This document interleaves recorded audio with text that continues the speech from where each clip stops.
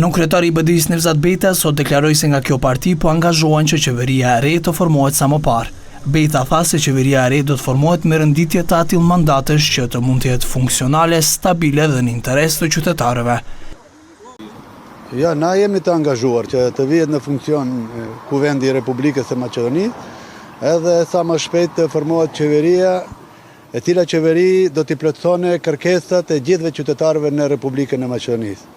Ajo qeveri e cila do t'i plotësonte gjitha kërkesat e gjithëve qytetarëve të Republikës së Maqedonisë, ajo qeveri do jetë e suksesshme, edhe me atë qeveri do vihet drejtësia në vend, edhe gjithë qytetarët dëshirojnë që të ketë drejtësi. Nga LSDM-ja për momentin nuk zbulojnë detaje se deri ku kanë arritur bisedimet me BDI-n, edhe shtojnë se ende po zhvillohen konsultime brenda partijake, siç thonë së shpejti do të kumtohet lajmi për formimin e qeverisë së re.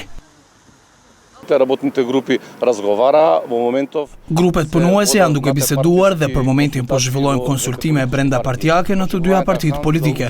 Në takimin me Hanin presim t'i dëgjojmë mendimet e tij, por edhe ne do t'i prezantojmë vështrimet tona për zgjidhjen e situatës politike dhe për formimin e qeverisë.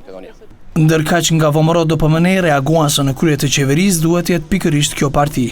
Pohojnë se vazhdimi i mandatit të PPS-s nuk ka qenë arsyeja për dështimin e bisedimeve me BDI-n, por kërkesa e përfaqësuesve të BDI-s për të ndryshuar ligjin për përdorimin e gjuhëve. Në bisedimet me BDI-n, VMRO ka qenë kundër zbatimit të 2 gjuhësisë në tërë territorin e Maqedonisë.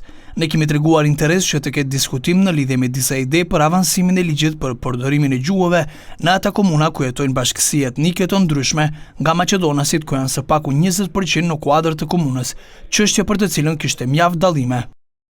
VMRO DPMN edhe njëherë përsërit se kjo parti mori numrin më të madh të votave dhe mandateve, andaj nuk duhet të anashkalohet. Bashkimet Evropian i porositin se presin të respektohet vullneti shumicës së qytetarëve, sepse sipas tyre, çfarëdo zgjidhje tjetër do të thellonte akoma më shumë krizën politike.